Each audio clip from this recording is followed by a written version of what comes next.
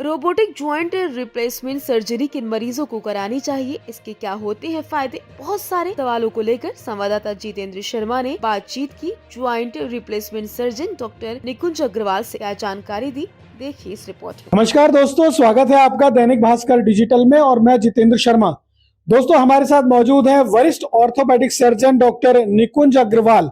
और आइए जानते हैं घुटने की समस्या के बारे में सर से कि क्या कहना चाहते हैं, किस तरह से सर्जरी होती है और क्या इसके परिणाम रहते हैं। सर, बहुत बहुत स्वागत है आपका एक बार फिर से दैनिक भास्कर। धन्यवाद। डॉक्टर साहब, बदलते मौसम के साथ बहुत सी ऐसी समस्याएं हैं जो लोगों को सावधानियां बरतनी चाहिए उनके अंदर। क्या कहना चाहेंगे घुटनों से रिलेटेड बीमारियों के बारे में या समस्या के बारे में? देखिए, ऐसा है, घुटनों की समस्या या जोड़ों की समस्या धीरे धीरे बढ़ती जा रही है। आजकल देखा गया है कि ये कोई एज स्पेसिफिक नहीं है। वृद्ध लोगों में तो पहले होती थी, लेकिन आजकल युवावस्था में भी होती गई हैं। और खासकर जब सर्दियां आती हैं या मौसम बदलता है तो धीरे धीरे घुटनों का दर्द या जोड़ों का दर्द बहुत आम चीज हो गई है। सबसे ज्यादा बड़ा कारण यह है कि लोग अपने खाने पीने का ध्यान नहीं रखते हैं। तो सबसे ज्यादा जरूरी है समझना कि हमें सही खाना चाहिए, एक बैलेंस डाइट लेनी चाहिए। अब हमारे डाइट में दूध, दही, पनीर, हरी सब्जियां, व्हाइट और ग्रीन, हरी और सफेद, ये चीजों का सेवन ज्यादा से ज्यादा होना चाहिए, जिसमें कैल्शियम और विटामिन डी की मात्रा ज्यादा होती है, जो हमारे मजबूत जॉइंट्स को और हड्डियों को मजबूत रखती है। इसके साथ साथ एक्सरसाइज करना बहुत जरूरी है। किसी भी तरीके की एक्सरसाइज हो, जो लोग योगा करते हैं उनके लिए बहुत अच्छी बात है। इसके साथ साथ कोई कार्डियक एक्सरसाइजेस करते हैं, वॉकिंग, रनिंग, जिमिंग या कोई प्रॉपर वेट एक्सरसाइजेस हैं, वो भी हमारे हड्डियों के लिए और जोड़ों के लिए बहुत ही लाभदायक हैं और जरूर हमारे रूटीन में होनी चाहिए। डॉक्टर साहब, देखने में समस्या ये आती है, सबसे बड़ी आजकल जो प्रॉब्लम हो चुकी है कि एक एज ग्रुप तक जाकर घुटने की समस्या होती थी लोगों में।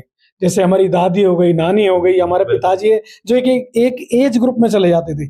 लेकिन मैं अपनी ही बात कहूं कि आज मैं जब काम करता हूं तो मेरे भी घुटने में प्रॉब्लम, वही सब समस्या देखने को मिलती है। इसका कारण क्या है? देखिए, दिन प्रतिदिन क्या होता जा रहा है कि हम एक तरीके से और नेगेटिव होते जा रहे हैं हमारी हेल्थ को लेके।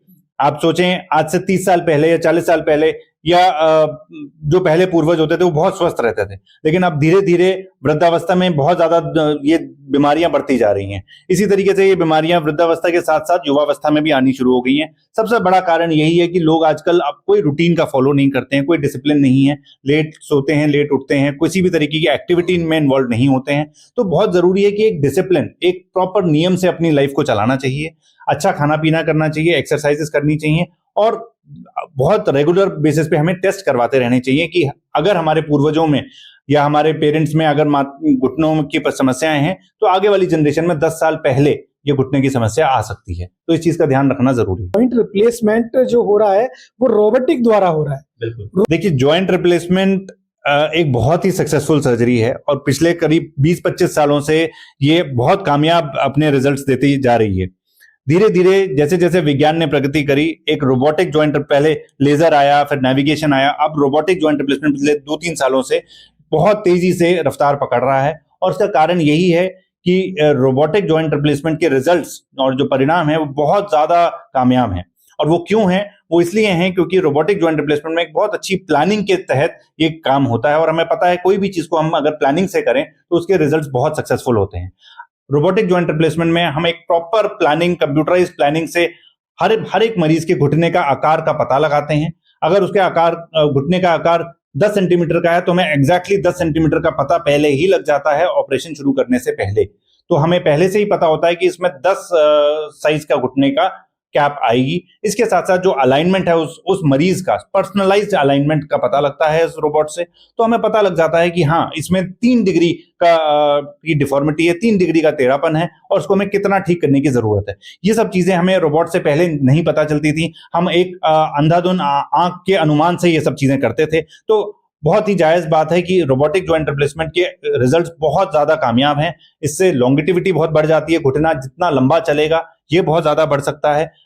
मरीज को नॉर्मल, नेचुरल फील अगले दिन से ही बहुत नॉर्मल लगने लगता है। बाथरूम, टॉयलेट जाना, अपने काम करना, उसको ऐसा लगता ही नहीं है कि ऑपरेशन, कोई बहुत बड़ा ऑपरेशन हुआ है। और नॉर्मल पेन का एहसास भी बिल्कुल नहीं होता। तो ये बहुत ही कामयाब सर्जरी है। सर, तो ये कहना चाहेंगे कि रोबोटिक सर्जरी सटीकता का प्रमाण है? बिल्कुल बिल्कुल। मैं तो हमेशा ये बोलूंगा कि एक वरदान है ये सारे मरीजों के लिए जिनको घुटने की समस्याएं हैं। रोबोटिक जॉइंट रिप्लेसमेंट जो भी लोग जॉइंट रिप्लेसमेंट सर्जरी के लिए जाना चाहते हैं उनको रोबोटिक जॉइंट रिप्लेसमेंट जरूर अपने ध्यान में रखना चाहिए। और आजकल बहुत ज्यादा कॉस्ट के बिना भी ये जॉइंट रिप्लेसमेंट करा जा सकता तो साधारण घुटने की सर्जरी और रोबोटिक सर्जरी अगर होती है तो मरीज रोबोटिक सर्जरी कराने के बाद कितनी दिन बाद अपने काम पे जा सकता है, एक नॉर्मल लाइफ जी सकता है?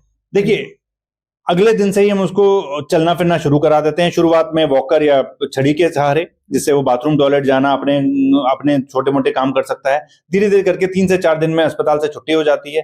थोड़ी बहुत एक्सरसाइजेस के बाद सारे काम 2 से 3 हफ्ते में अपने करना शुरू कर सकता है, अपना ऑफिस ज्वाइन कर सकता है 3 हफ्ते के एंड। डॉक्टर साहब, एक सवाल बहुत जल्दी मेरे मन में अभी आया है बिल्कुल, कि मैंने बहुत सारे वीडियोस में देखा है कि जॉइंट रिप्लेसमेंट कराने के बाद लोग केदारनाथ की यात्रा कर रहे हैं, कोई बद्रीनाथ की यात्रा कर रहा है। क्या ये सब भ्रम है या सत्य है? देखिए, आजकल क्या है कि जॉइंट रिप्लेसमेंट जैसे जैसे प्रगति करता जा रहा है, एक नया टर्म आ गया है जिसको हम बोलते हैं हाई परफॉर्मेंस जॉइंट रिप्लेसमेंट। उसका मतलब यह है कि अब जॉइंट रिप्लेसमेंट आज से 10 साल पहले वो लोग कराते थे जिनको लगता था कि बस डॉक्टर साहब आप इतना कर दीजिए कि हल्का फुल्का चल लें, दर्द खत्म हो जाए, बस हमें और कुछ नहीं चाहिए। लेकिन आजकल क्योंकि एक्सपेक्टेशंस लोगों की बढ़ गई है, लाइफ एक्सपेक्टेंसी बढ़ गई है, जो लोग नॉर्मली 70 या 75 साल तक जीते थे आजकल 90-95 साल तक जीते हैं और बहुत एक्टिव रहते हैं। तो आजकल लोगों की एक्सपेक्टेशन होती है कि हम जॉइंट रिप्लेसमेंट के बाद दौड़ें भी, एक्सरसाइज भी करें, मैराथन भी चलें, सब कुछ करें, छोटा मोटा डांस भी करें, छोटी मोटी स्पोर्ट्स भी करें। और आजकल उसी हिसाब से टेक्नोलॉजी भी एडवांस होती जा रही है। तो जी हाँ, जॉइंट रिप्लेसमेंट के बाद हम जरूर छोटी मोटी एक्सरसाइजेस कर सकते हैं, थोड़ा बहुत ट्रैकिंग भी कर सकते हैं, थोड़ा बहुत डांस या थोड़ी बहुत स्पोर्ट्स एक्टिविटीज में जरूर भाग ले सकते हैं। तो सब किस तरह के डॉक्टर के पास जाना चाहिए अगर हमें रिप्लेसमेंट करानी है तो? देखिए, बहुत ज्यादा जरूरी है आपको समझना कि ऐसे सर्जन से मिलना चाहिए जो बहुत ही स्पेसिफिकली ट्रेंड हो जॉइंट रिप्लेसमेंट या रोबोटिक जॉइंट रिप्लेसमेंट में, जिन्होंने कम से कम 15 साल इसमें दिए हों, क्योंकि ये छोटी सर्जरी नहीं होती है। आजकल मैंने देखा है कि बहुत नए डॉक्टर्स या बहुत ही इनएक्सपीरियंस डॉक्टर्स भी इसमें काफी कुछ करने की कोशिश करते हैं, बट परिणाम उसी हिसाब से आते हैं फिर। तो अपने डॉक्टर को जरूर समझें और जानें कि उनकी कितनी ट्रेनिंग और कितना एक्सपीरियंस है, और तभी आप इस फील्ड में जाएं जरूर। चलिए डॉक्टर साहब, बहुत अच्छी आपने जानकारियां दी और मैं अपेक्षा या उम्मीद करता हूं लोगों के बहुत ज्यादा काम आएंगी ये जानकारियां। और अगर आपको भी भगवान ना करे ऐसी कोई समस्या हो जाती है, आपके परिवार में हो जाती है, तो आप जॉइंट रिप्लेसमेंट से डरे नहीं, बल्कि इसको अपनाएं, क्योंकि इससे जीवन बहुत ज्यादा आसान होने वाला है। डॉक्टर साहब, बहुत बहुत धन्यवाद हमसे बात करने के लिए। धन्यवाद। दोस्तों, बने रहिएगा मेरे साथ, ऐसी आपको नई नई जानकारियों से अवगत कराता रहूंगा। मैं जितेंद्र शर्मा, दैनिक भास्कर के।